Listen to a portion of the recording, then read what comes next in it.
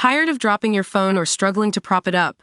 Meet the PopSockets phone grip with expanding kickstand in black, your new must-have accessory. Don't miss out. Grab yours today. Click the link in the video description to shop now on Amazon. Hey, what's up, guys? Welcome back to PS5 Nexus. So, you've probably heard by now that Nintendo's Switch 2 has been delayed in the US due to new tariffs from Trump. I know, I was surprised too. But before we dive into that, let's take a look at how the Switch 2 compares to Sony's latest console, the PS5. First off, the Switch 2 is powered by the same NVIDIA Tegra X1 Plus processor as its predecessor, but with some key upgrades like increased performance and improved power efficiency.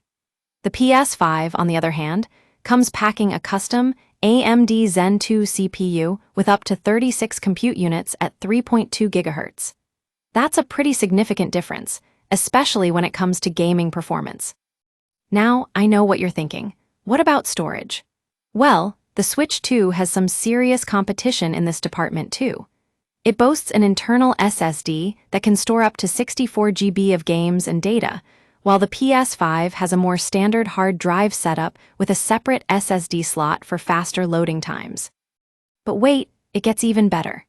The PS5 has some seriously impressive hardware specs, especially when it comes to graphics processing.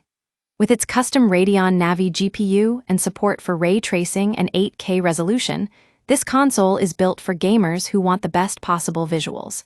And let's not forget about the Switch 2.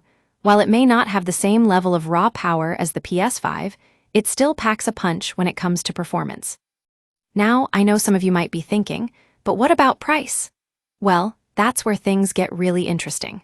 The Switch 2 starts at around $499 for the base model, while the PS5 starts at $399 for the digital-only edition.